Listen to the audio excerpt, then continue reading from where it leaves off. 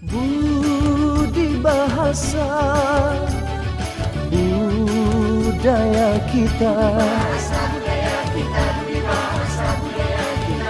budi et seni, budi et seni.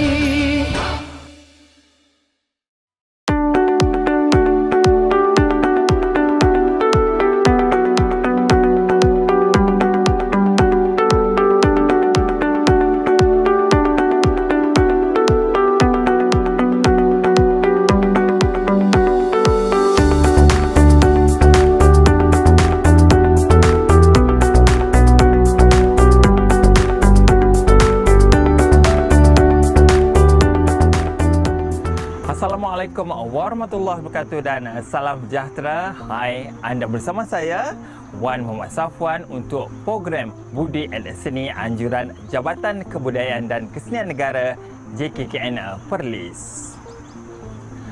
Budi et Seni adalah program perkongsian ilmu secara dalam talian mengenai budi bahasa, nilai-nilai murni dan juga semangat patriotisme.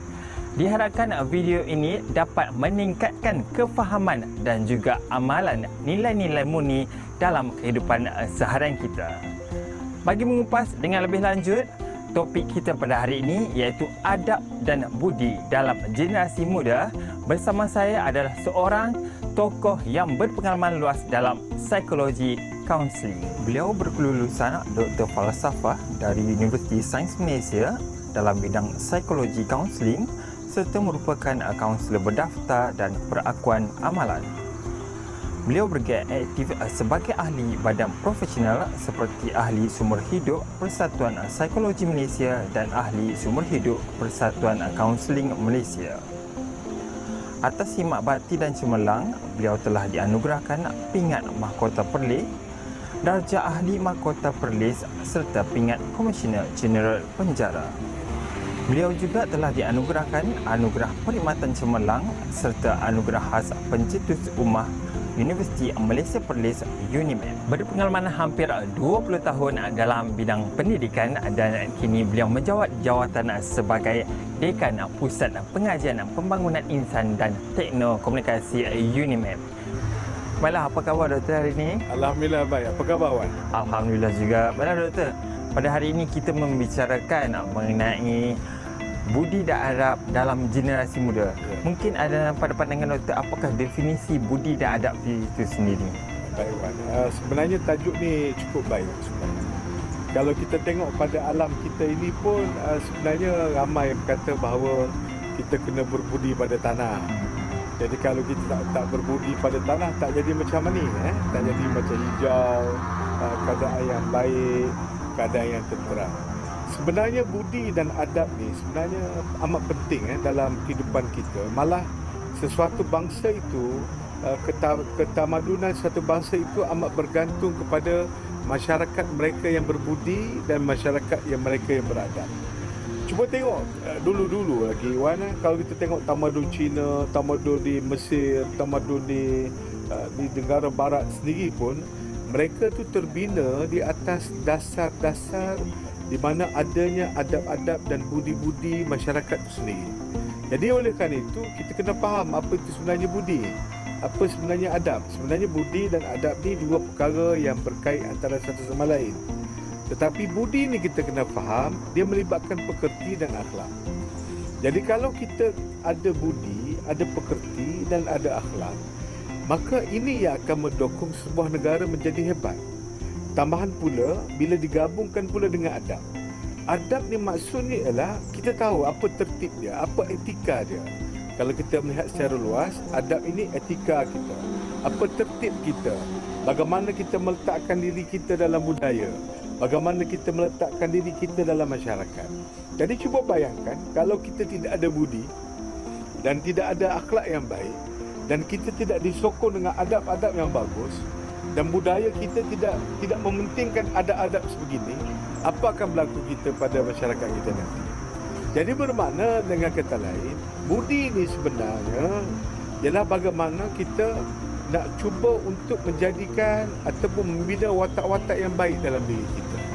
Sebab itulah dalam sebuah negara macam mana sekalipun, dia mementingkan pendidikan. Pendidikan inilah yang akan menjadikan kita berbudi. Namun begitu, pendidikan ini tidak cukup. Kita perlu bergantung bagaimana masyarakat perlu mendidik kita. Sebab tu saya rasa Wan masa kecil-kecil dulu pun ada orang-orang yang boleh membantu kita untuk memupuk adab-adab dan budi kita. Saya pun sama. Dan orang yang paling dekat memupuk adab dan budi kita ialah siapa dia? Orang ibu bapa kita. Jadi bermakna pendidikan yang kita ajar di sekolah.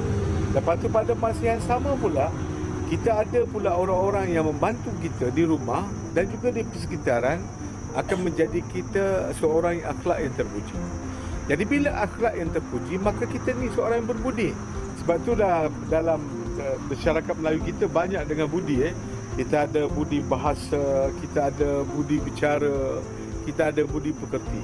Tapi malangnya, kalau kita bercakap tentang banyaknya budi, tapi kalau kita tak berbudi, maknanya kita tak berbudi, kita tidak punya pekerti yang baik. Siapa nak disalahkan? Nak dikatakan salah pendidikan? Tidak juga. Kita telah berikan pendidikan yang sama pada semua orang. Nak dikatakan persekitaran? Kita ada persekitaran, ada budaya yang sama. Tapi sebenarnya, yang perlu kita fikirkan, yang perlu kita renungkan ialah diri kita sendiri. Sebab itulah hari ini saya datang pada pagi ini jumpa kawan-kawan. Pagi ini dengan keadaan yang segar dan bugar. Kenapa? Karena kita tahu kita hidup ini kita perlu berbudi pada orang. Jadi cuba kita ingat balik sejauh mana selama ini kita berbudi pada orang lain. Dan sejauh mana budaya kita ini membantu kita untuk menjadikan kita beradab. Saya percaya kita bersyukur kat negara Malaysia ini. Kerana kita masih lagi beradab sebenarnya di negara Malaysia. Cuba tengok dalam pertukaran kerajaan contoh. Cuba tengok dalam isu-isu semasa contoh. Walaupun ada berkaitan perkara-perkara yang melibatkan rasism, perkara-perkara melibatkan dasar-dasar negara contoh.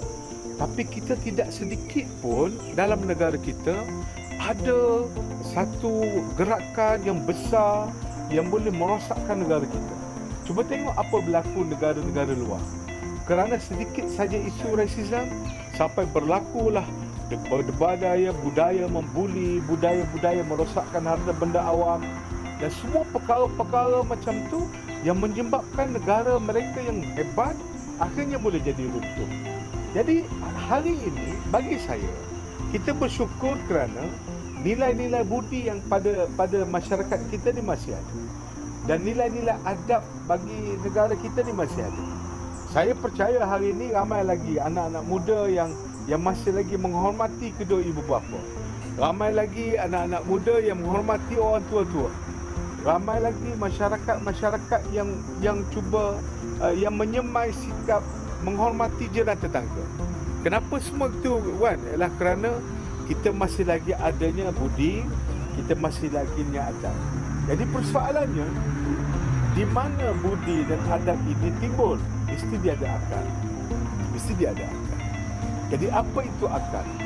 Akar kita ialah bagaimana kita menyedut kesemua kekuatan itu datang daripada mana? Iaitu datang daripada keikhlasan diri kita untuk menempatkan diri kita dalam masyarakat. Kalau kita tak ikhlaskan diri kita untuk menempatkan diri kita dalam masyarakat, kita tidak jadi manusia yang bermanfaat. Sebab itu Allah Ta'ala sentiasa menyuruh pada kita, jadilah manusia bermanfaat. Bukan manusia yang hanya pentingkan diri sendiri. Orang yang tak berbudi ni, Wan, orang yang tidak ada nilai ikhlas untuk nak berada dalam masyarakat, maka akar kepada diri mereka ialah apa dia? Ilmu. Sebab itulah selain yang menyebabkan dia jadi ikhlas ialah ada ilmu. Sebab tu, Wan, kita kena belajar, kena gali ilmu-ilmu ni.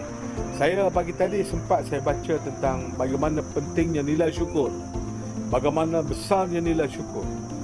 Sehingga iblis cuba untuk merosakkan diri kita kerana adanya nilai syukur itu yang betul hebat.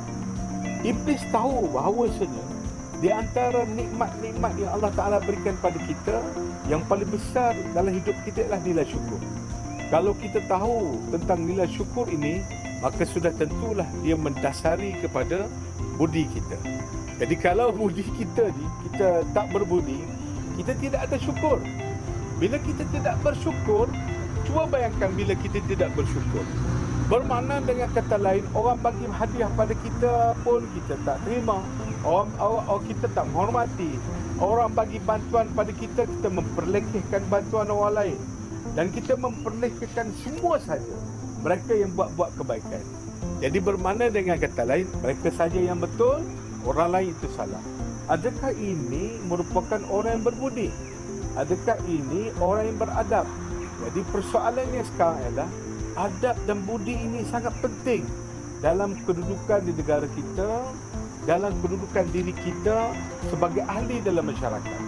Cuba bayangkan kalau kita semua ini gagal membentuk masyarakat yang berbudi, masyarakat yang bersyukur, masyarakat yang beradab, maka sudah tentu tidak adanya nilai sayang, maka sudah tentu tidak adanya nilai kasih, maka sudah tentu tidak adanya nilai cinta.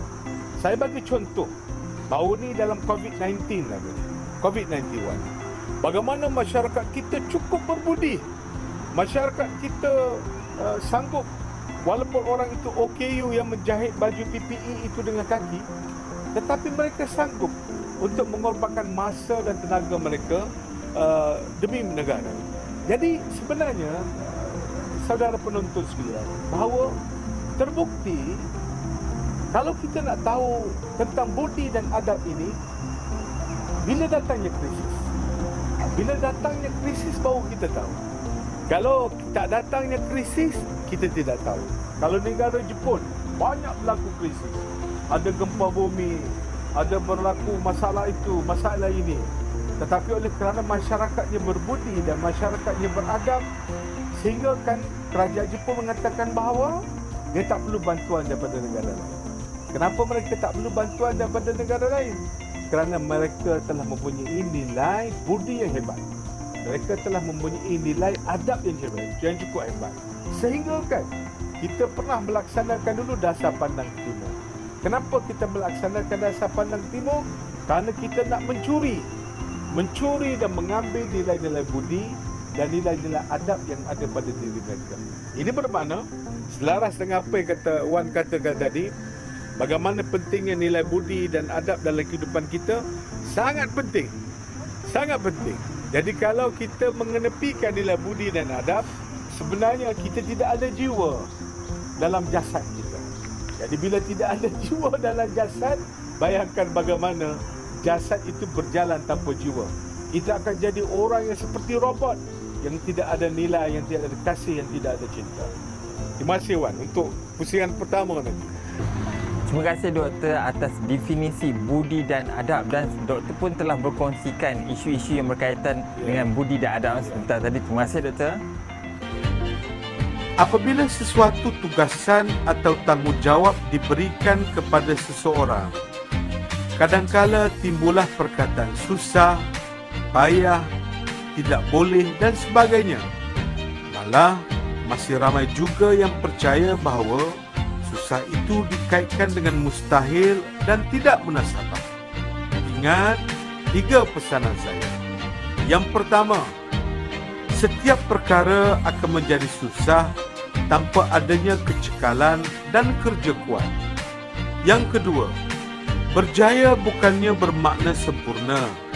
Maka usaha untuk melengkapkan kesempurnaan sudah dianggap berjaya walaupun mengambil masa.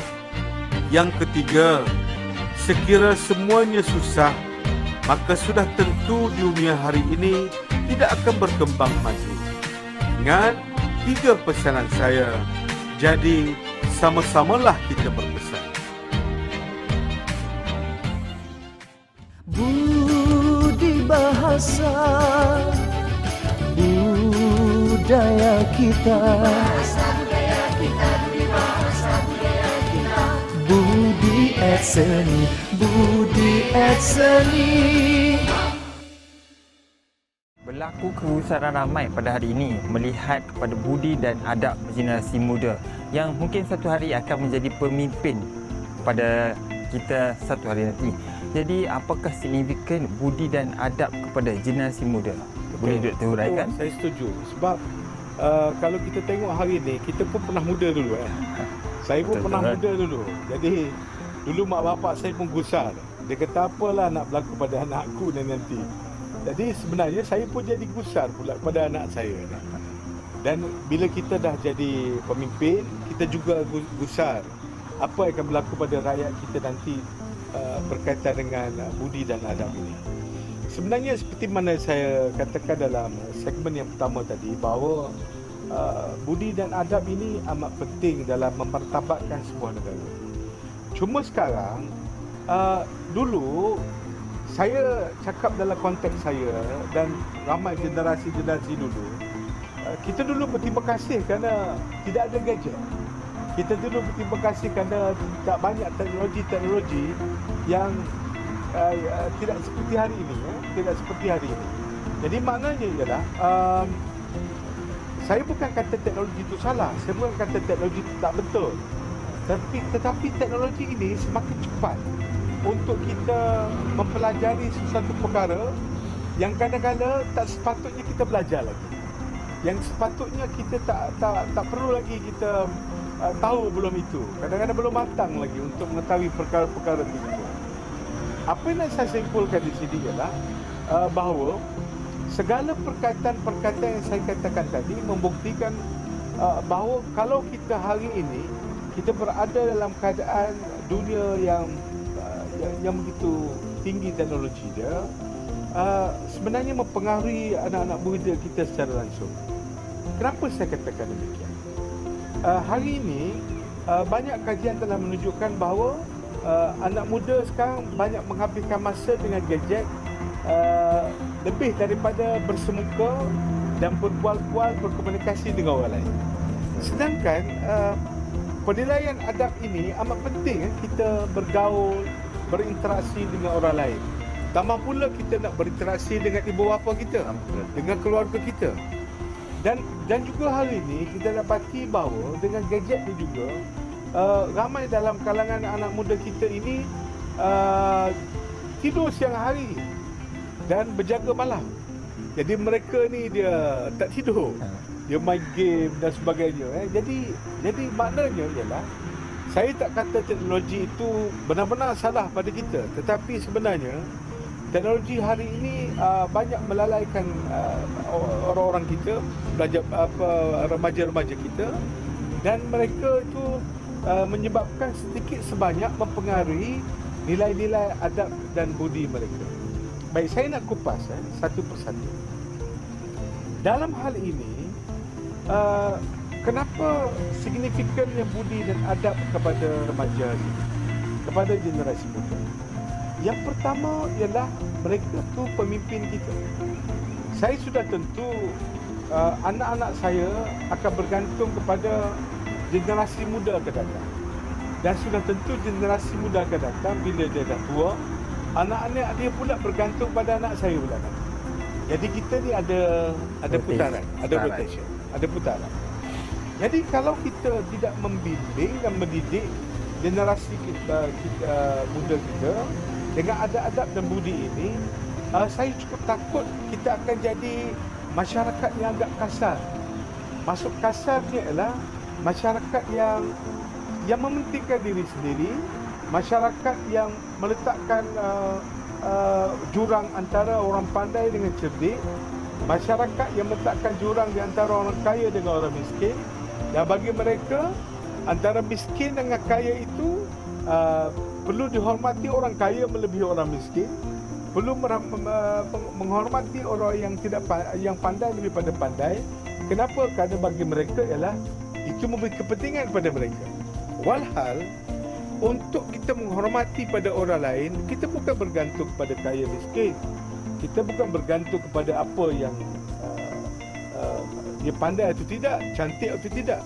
Tetapi untuk mengetahui akal dan budi kita sebenarnya bergantung kepada sejauh mana kita menghormati nilai seseorang itu. Sebab tu, kalaulah kita tidak pegang pada budi dan adab ini, kita hanya menghormati orang itu hanya kepada orang kaya je. Kita hanya menghormati orang itu kepada orang-orang yang cerdik saja ke? Tetapi kalau kita pegang pada nilai dan budi, kita akan menghormati walaupun kerja dia buang sampah, kerana dalam diri dia ada nilai. Kita akan menghormati kepada orang-orang kampung yang tak ada pelajaran pun, misalkan contoh di pedalaman, tapi kerana apa? Kerana mereka ada nilai. Jadi sebab itulah, kalaulah pemahaman kita terapkan pada generasi muda, betapa pentingnya nilai budi dan adab ini, bermakna walaupun kita hebat, walaupun generasi kita hebat, tetapi kita akan tetap berasaskan kepada nilai dan budi tadi. Jadi hari ini bila Wan cakap tadi cukup takut. Betul. Saya walaupun bila saya cakap ni secara umum bukan ada satu kajian yang tepat nyatakan bahawa berapa peratus belajar kita macam ni, belajar kita macam ni tentang adab dan budi. Tidak ada satu kajian yang tepat. Cuma menerusi pemerhatian saja. Hari ini kita nampak bahawa anak-anak muda tak berapa pandai dah mula bercakap, berinteraksi dengan orang tua. Tak berapa pandai dah. Mereka tidak tahu dah laras-laras bahasa yang patut digunakan. Mereka sudah agak janggal untuk nak berinteraksi dengan jiran-jiran tetangga. Mereka hanya berinteraksi dengan kawan-kawan mereka menerusi medium ataupun medium sosial, medium ataupun platform sosial. Jadi akhirnya bila keadaan itu berlaku, maka kita dapati bahawa apakah jadi kalau macam ni Sebab tu sekarang kita telah laksanakan kempen bahawa dia kata off gadget. Kalau nak bercakap dengan ibu bapa ataupun masa makan, off gadget. Kita kena ketepikan gadget dulu. Ataupun kalau kita nak pergi ada bertemu reunion dengan pelajar-pelajar ataupun kawan-kawan kita yang lama, kita kena letak dulu gadget tu. Sebab saya melihat bahawa janganlah kita jadikan teknologi ini sebagai penghalang untuk mengekalkan budi dan adab kita. Janganlah kita jadikan teknologi ini sebagai satu perkara yang menyebabkan kita jadi terhalang melaksanakan nilai-nilai yang baik. Jadi rugi kita. Sebab itulah kadang-kadang sekarang mereka hanya berbudi dengan cara menulis posting kat FB, menulis posting kat Instagram dan WhatsApp, kesiannya pakcik pada pakcik. Kalau ada isu, kesiannya pada mereka. Ya Allah, teruknya mereka, kesianilah mereka. Walhalnya kita hanya tulis, tapi sedikit pun kita tidak berdepan dengan mereka. Sedikit pun kita tak terlibat dengan NGO ataupun pertubuhan-pertubuhan badan bukan kerajaan untuk bersama mereka. Di mana anak-anak muda selama kita hari ini yang tak turut sama bergabung dengan pertubuhan-pertubuhan bukan kerajaan, pertubuhan sukarela dalam membantu masyarakat. Jadi kita tak nak jadi kita hanya berkongsi kesedihan, kita hanya mengucapkan kegembiraan menerusi platform-platform media tanpa kita sendiri merealisasikan. Tidak ada connection. Sebab tu dia kata dia kena being connected. Maksudnya kita mesti berhubungan antara satu sama lain. Sebab itulah dulu masa saya dulu muda-muda dulu, kita berinteraksi dengan girlfriend saya, sekarang isteri saya lah, menerusi surat. Kita tulis surat. Nakalnya saya dulu selalu letak bedak pada bedak tu supaya wangi surat tu kan. Tapi sekarang kasihlah, sampai sekarang saya masih ingat lagi. Tapi balangnya surat tersebut telah dibaca oleh anak-anak saya, maka isteri marah, maka dia bakar surat-surat tersebut. Maka habis semua kenangan-kenangan tersebut. Walaupun saya kongsi ni dalam keadaan cerita yang agak lawak, tapi sebenarnya manisnya kalau kita ada boleh berinteraksi sebegitu. Tetapi sebenarnya bukan saya katakan teknologi itu telah menyekat keseluruhannya. Kita perlu ada teknologi. Saya pun ada teknologi. Tetapi kita kena pandai teknologi itu jangan menghalang kita daripada untuk mengekalkan budi dan adab. Jangan menghalang diri kita untuk mengembangkan budi dan adab. Sebab tu sekarang jurucakap dalam majlis pernikahan sekarang masih lagi orang tua-tua. Tidak ada lagi generasi muda yang cuba mengambil alih jadi jurucakap. Dah malah ada dah generasi muda pernah berkata, dia tanya pada saya, kenapa perlunya ada jurucakap ni? Menyusahkan. Sedangkan kalau kita baca, kita tengok balik semua video-video berkaitan dengan adab-adab dalam majlis perkahwinan tersebut, bukan main lagi laras bahasanya lembut, sampai ke jiwa. Sampai ke jiwa.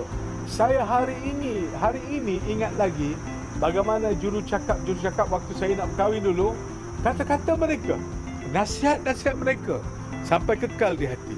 Takkanlah kita nak dengar nasihat melalui WhatsApp, instruksi Instagram, itu saja nasihat kita. Tetapi bila dia datang nasihat itu dengan jiwa, dengan hati, maka sebenarnya membantu kita. Sebab itulah Bapak Soekarno pernah berkata, berikan saya 10 pemuda, saya akan goncangkan dunia. Maka saya nak tambah 10 pemuda yang bagaimana? 10 pemuda yang berbudi, 10 pemuda yang beradab, 10 pemuda yang mempunyai karakter-karakter ataupun watak-watak yang cukup hebat untuk kita menjadikan Malaysia kita negara berbudi dan negara beradab. Jadi sebenarnya gadget, teknologi amat penting bagi kita, tapi jangan kita terhalang untuk berbudi dan beradab dan mengembangkan sikap-sikap budi dan adab kita ini dengan perkara-perkara macam ini. InsyaAllah, tuan-tuan dan puan-puan sekalian, marilah kita pakat-pakat mendidik generasi muda kita agar sentiasa berbudi dan beradab. Baiklah Dr. Diah, terima kasih atas penerangan berkaitan isu dan adab dengan generasi muda. Semestinya bukan hanya tertumpu kepada generasi muda, bahkan kepada semua peringkat perlu mengamalkan budi dan adab. Terima kasih Doktor. Pepatah Inggeris ada menyebut, anda tidak akan berjaya mencapai sesuatu yang baru selagi tangan anda dipenuhi dengan sampah semalam. Ingat 3 pesanan saya. Yang pertama, setiap hari kita mesti mulakan yang baru. Lupakan kisah semalam, kerana kita tidak akan berpatah balik semula. Yang kedua, kita bukanlah sempurna, namun ianya akan menjadi lebih tidak sempurna jika kita gagal membuang sampah silam yang melekat di dalam kepala. Yang ketiga, ketidakkepuasan, ketidaksempurnaan dan kegagalan adalah ramuan kematangan bagi seseorang manusia. Ingat 3 pesanan saya, jadi sama-samalah kita berpesan.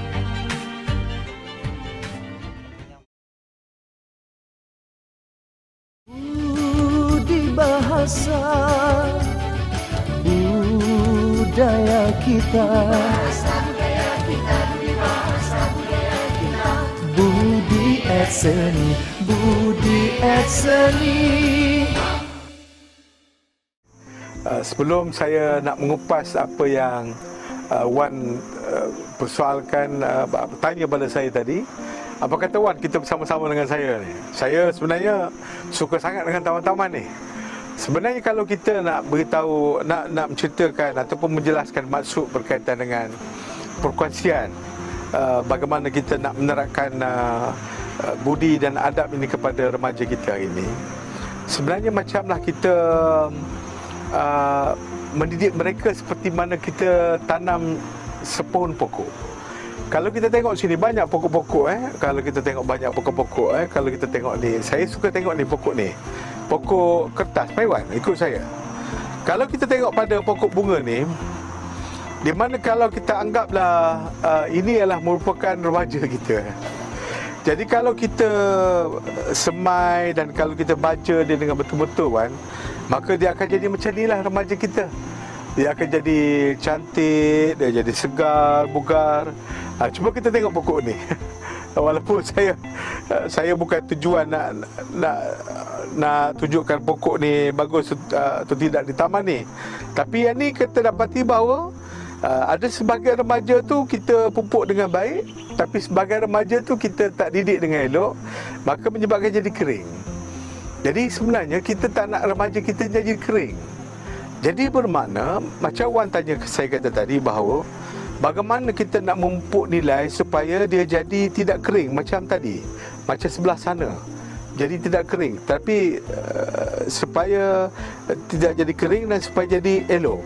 Jadi saya nampak bahawa perkara paling penting sekali ialah kita kena baca. Macam contoh ni Wan, kalau kita tengok pada pokok ni, sebenarnya kita perlu bajakan remaja kita.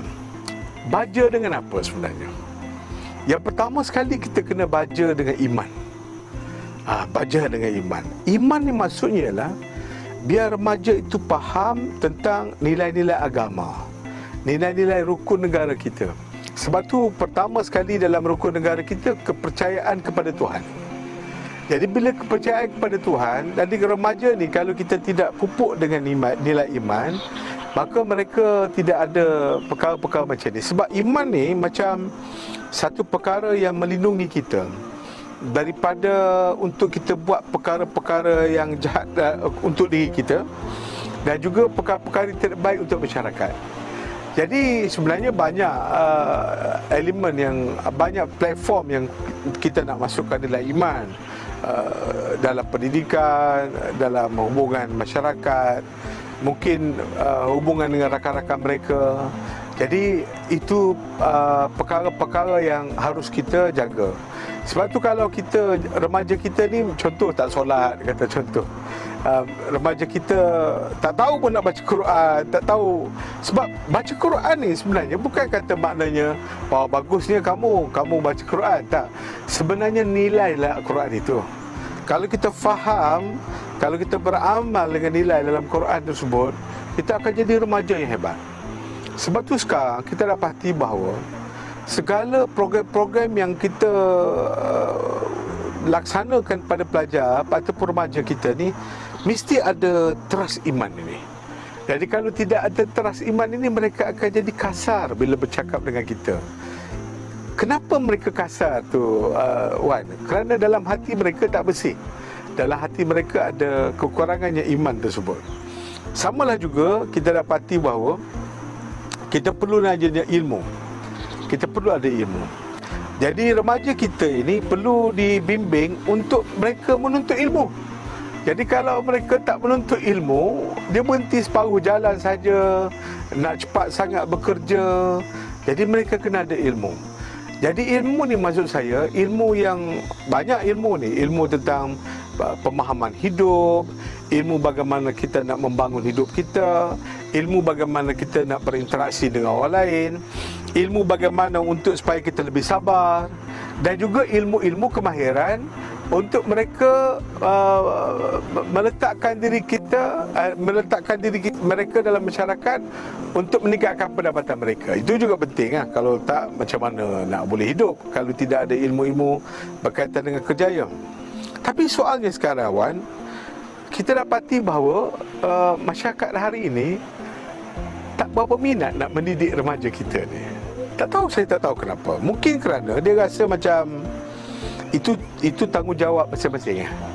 Sebab apa? Sekarang hari ni kemungkinan kerana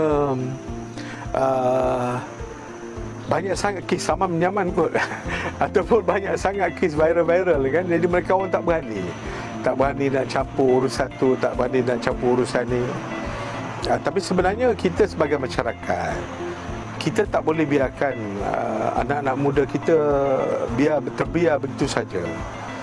Saya bila banyak terlibat dengan NGO, saya terlibat dengan badan-badan bukan kerajaan. Saya juga salah seorang ahli lembaga hakim pelawat penjara. Saya masuk dalam penjara, dan dalam kebaikan penjara tu penghuninya ramai yang budak-budak. Ramai yang budak-budak muda ni. Jadi terasa hati saya tahu. Jadi macam manalah generasi datang kalau ramai sangat dalam penjara ni. Saya juga terlibat dengan pusat pemulihan dadah. Jadi ramai budak-budak kita ni juga remaja yang terlibat dengan penagihan dadah. Jadi kalau macam tu, sia-sia kita, rugi kita. Kita sebenarnya dalam sebuah negara ni, kalau rakyat kita ni tak bersatu hati, jadi kita tidak boleh menjadikan sebuah negara tu hebat. Macam contoh kalau kita boleh tengok pada bukit ni, kalau boleh tunjuk pada bukit ni, gunung ni, kita dapati bahawa kalau gunung tu sebagai negara kita, bagaimana rakyat tu sebagai pokok-pokok. Cuba bayangkan kalau gunung tu sebagai negara kita, tanah kita, tetapi pokok-pokoknya semua kering. Macam mana Wan boleh bayangkan? Hanya ada negara, tak ada rakyat. Ya, Wan boleh faham. Maknanya adanya negara tapi tidak ada rakyat. Tidak ada rakyat bagaimana? Tidak ada rakyat yang berkualiti, Wan. Sebab itulah generasi muda adalah umpama pucuk-pucuk pokok. Pucuk-pucuk pokok ni. Dan akarnya kita, generasi tua ni, kita mesti membawa nilai-nilai itu kepada pucuk-pucuk pokok yang baru, supaya pucuk-pucuk pokok yang baru itu dapat berbuah dan akhirnya dapat menunjukkan satu perkara yang baik untuk kita, untuk negara kita. Jadi cuba bayangkan kalau pucuk-pucuk yang baru ni, remaja kita ni, kita telah potong buang. Kenapa kita potong buang? Kerana mereka terlibat dengan gejala dadah, mereka terlibat dengan hal-hal berkaitan dengan tidak bermoral. Terpaksa kita buang pucuk-pucuk tersebut. Maka akhirnya apa yang berlaku? Jadi bermakna kita tidak ada pucuk baru yang nak menggantikan pelapis ataupun nak menggantikan pucuk-pucuk yang lama kan. Jadi sebenarnya saya dalam bab berbudi dan beradab ini kepada generasi muda, kesedarannya mesti ada pada ramai orang, pada semua orang. Kita mesti bertanggungjawab. Jadilah seperti masyarakat dulu yang mana suka menegur anak-anak orang lain walaupun bukan anak kita. Kalau anak tu potong sekolah, kita tegur, kita beritahu ibu bapa dia. Tapi sekarang masalahnya ibu bapa bila kita beritahu masalah dia marah pada kita pula. Jadi kita pun tak maulah terlibat benda macam ni. Jadi tak apalah. Tapi bila keadaan tu berlaku, rugilah kita. Jadi saya berlapang dada ingin menyeru kepada semua masyarakat kita di Malaysia, biarlah kita boleh menerima teguran-teguran dengan baik. Kalau untuk kebaikan-kebaikan generasi kita, anak-anak kita, kalau teguran itu ada faktanya, relevannya, maka kita kena terima teguran itu. Dan juga kita kena berani untuk menegur remaja-remaja kita. Saya tak nak nanti bahawa akhirnya nasib menjadi bubur. Majoriti remaja kita sudah menghadapi masalah. Macam setengah-setengah negara, saya tak nak maklumkan negara kita ni, sampai mereka sudah tidak ada pelapis untuk menjadi pemimpin kerana remaja banyak terlibat dengan dadah, banyak terlibat dengan ada HIV AIDS misalnya kata contoh. Jadi bila semua tu berlaku, akhirnya negara kita jadi akan runtuh.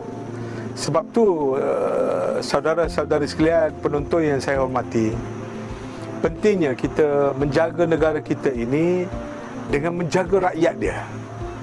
Dan rakyat dia, siapa dia yang paling penting sekali adalah sekarang adalah membentuk rakyat-rakyat yang baru ni, generasi muda. Kita generasi-generasi lama ni boleh mendidik dan membimbing mereka. Tetapi keupayaan negara kita itu akan sentiasa segar, akan jadi kuat sekiranya ada pelapis-pelapis beginilah yang akan membentuk sebuah negara kita yang jadi hebat. Jadi kita kena doa, Wan. Kita kena doa. Macam saya katakan tadi, kena ada iman, kena ada ilmu untuk mendidik remaja kita. Dan yang paling penting adalah kita ada kesepakatan bersama-sama. Kalau kita tak sepakat, maka akhirnya ini anak orang lain, ini bangsa lain, ini agama lain, tak boleh. Sama saja. Sebab bangsa lain, agama lain, anak orang lain pun mereka ni rakyat Malaysia. Kalau rakyat Malaysia, kita berada dalam perahu yang sama, ada dalam perahu yang sama, ada dalam kapal yang sama. Kalau satu golongan tak bekerja sama, kapal itu tak boleh bergerak. Hebat macam mana kapten pun, hebat macam mana Perdana Menteri Malaysia pun, tapi kalaulah kita dapati negara kita ini mempunyai remaja-remaja ataupun generasi yang tidak terdidik dengan nilai dan budi dan adab, maka sudah tentu kita akan jadi bangsa yang rugi dan negara yang terbelakang berbanding awal lain. Ya, Wan. Baiklah Doktor, panjang lebar kaedah untuk kita menerapkan nilai budi dan adab itu bukan hanya terletak kepada ibu bapa, ya, bahkan kepada masyarakat. Jadi pakat-pakatlah kita membentuk anak-anak kita, anak-anak jiran kita sendiri pun sama-sama kita bentuk supaya tidak ada yang terfikir dan menimbulkan generasi yang mungkin tidak mendatangkan kebaikan pada satu masa nanti. Ya. Saya masih ingat satu dialog dalam cerita Orang Minyak, iaitu, jika kamu lari ke langit hijau sekalipun, penghina tetap penghina. Jadi serahkanlah pada yang berkuasa. Ingat 3 pesanan saya. Yang pertama, usah dipedulikan hinaan orang lain kerana ianya sudah berstatus penghina. Yang kedua, percayalah Allah itu Maha Berkuasa. Para penghina akan menerima akibatnya nanti. Yang ketiga, elakkanlah diri kita bergelar penghina kerana ianya setaraf dengan nilai-nilai kejahatan yang lain. Ingat 3 pesanan saya, jadi sama-samalah kita berpesan. Budi bahasa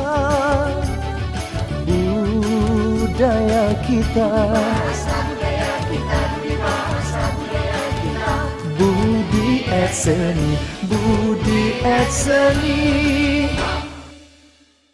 Sebentar tadi doktor telah membicarakan dengan panjang lebar mengenai budi dan adab di kalangan generasi muda. Mungkin doktor boleh rumuskan apakah isu kita pada hari ini? Baik, terima kasih Wan. Saya suka nak kaitkan dengan alam sekitar. Kalau kita tengok kepada kolam yang cantik ni kan, Wan, inilah sebenarnya rumusan saya hari ini. Di mana kalau kita nak supaya generasi muda hari ini menjadi seperti kiambang-kiambang, bunga-bunga ataupun keladi-keladi ini yang sentiasa bertaut rapat. Jadi mereka tidak berpecah. Jadi walau macam mana datang cabaran pun mereka tidak berpecah. Jadi sebenarnya kalau kita gagal untuk mendidik generasi muda dengan budi dan adab, nanti saya percaya kolam ini tidak sejati diri. Dan kolam ini adalah negara kita. Dan kalaulah kita tengok bahawa semua isi-isi yang ada dalam kolam ini, walaupun kita nampak bahawa ada begitu, ada begini, tapi semuanya memainkan peranan dalam membangunkan negara kita, terutamanya generasi muda hari ini. Jadi jangan main-main tentang soal mendidik generasi muda. Tambah-tambahan pula dengan budi dan adab. Kerana saya ingin menegaskan sekali lagi bahawa majunya sebuah ketamadunan sebuah bangsa kerana adanya budi dan adab masyarakat dia, rakyat dia. Jadi rakyat yang mana? Sudah tentu rakyat generasi muda sebagai pelapis hari ini. Jadi mari kita bersama-sama mengembalikan tenaga kita, mengembalikan akal dan masa kita, perasaan kita untuk kita berinteraksi sebaik mungkin dengan remaja. Jangan ketepikan mereka, kena hormati pandangan mereka, kena didik mereka supaya mereka sentiasa berbudi dan beradab pada negara kita. InsyaAllah, jumpa lagi dalam masa. Malam doktor, terima kasih kerana bersama kami pada hari ini membicarakan mengenai budi dan adab. Dan diharapkan apa juga yang telah dikongsikan oleh doktor sebentar tadi dapat dijadikan panduan dan bermanfaat kepada kita semua. Sehingga kita berjumpa lagi. Assalamualaikum warahmatullahi wabarakatuh. Waalaikumsalam. Orang yang bahagia ialah orang yang masih boleh tersenyum walaupun dirinya disakiti. Ini kerana kebahagiaan itu bukannya ditentukan oleh orang lain. Sebaliknya, kita yang memilih bahagia itu berada dalam diri kita. Ingat 3 pesanan saya. Yang pertama, janganlah bersedih di atas kejahatan orang lain terhadap kita kerana Allah itu Maha Adil. Yang kedua, walaupun sakit dan pedih, bersabarlah kerana kesabaranlah yang berjaya memadam api kemarahan dalam diri kita. Yang ketiga, kalau kita tahu betapa sakitnya disakiti, maka janganlah kita menyakiti orang lain pula. Ingat 3 pesanan saya. Jadi, sama-samalah kita berpesan.